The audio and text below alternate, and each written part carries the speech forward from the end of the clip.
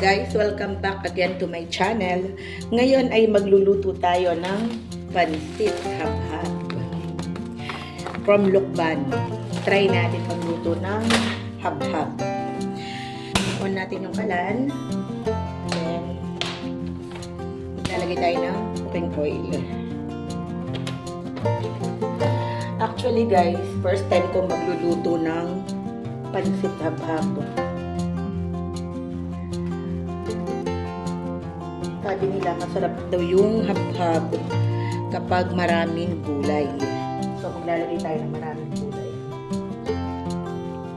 Wait natin uminit yung cooking oil. Ayan, mainit na yung cooking oil. Ilagay na natin yung syempre garlic.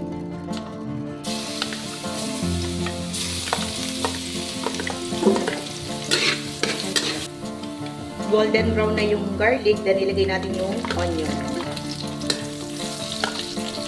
Tsaka natin ilagay yung chicken.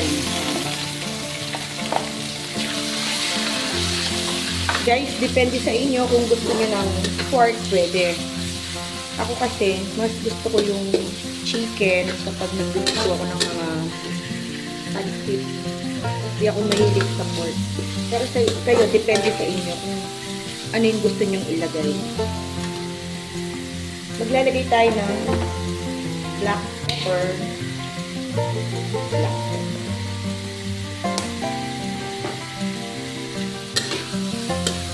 Then maglalagay tayo ng oyster. Ayan.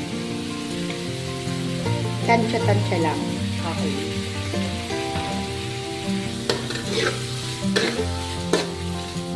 Atin yung carrots.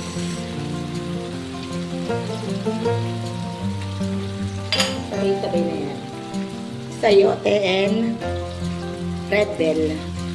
Pasensya na guys, medyo malaki ang person.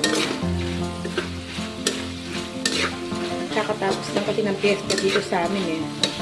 Medyo napuyat-puyat tayo. Ayan, mix lang natin ng ganyan.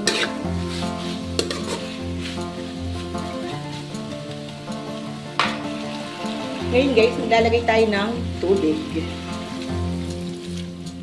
Konti muna para maluto yung gulay natin. Mga 5 minutes pwede na to. Yan, check natin yung gulay kung malambot na. Malambot na. So maglagay na tayo ng another tubig.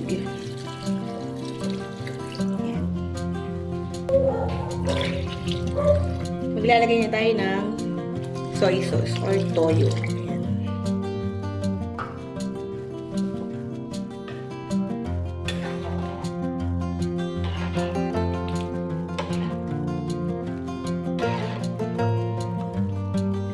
Ayan guys, kumukulo na yung pinakasabaw.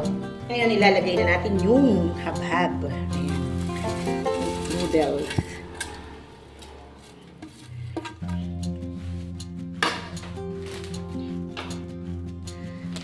Ano to guys, half kilo ng pansit habhab. Yan, haluin natin.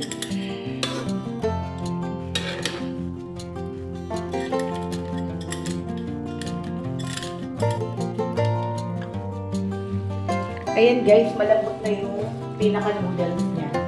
Ngayon maglalagay na tayo ng repolyo.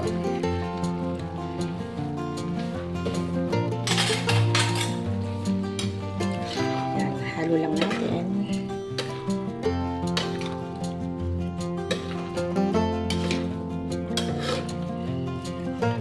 Yung habhab guys, medyo matagal nga lang lutuin kasi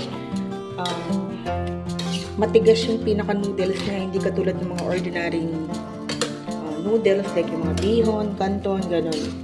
Ito, napansin ko, medyo matagal ng konti. Pero ang bango niya guys. From Lukban talaga itong ginamit kong noodles.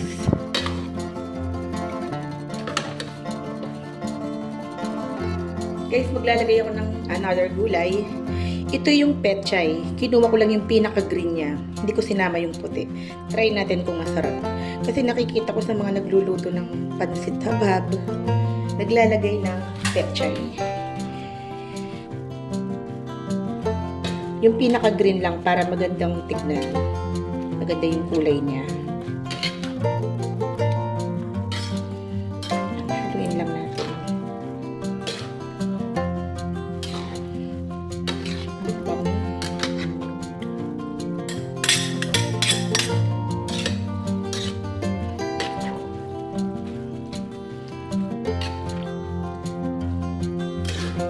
Ayan guys, luto na po yung ating pansit habhab.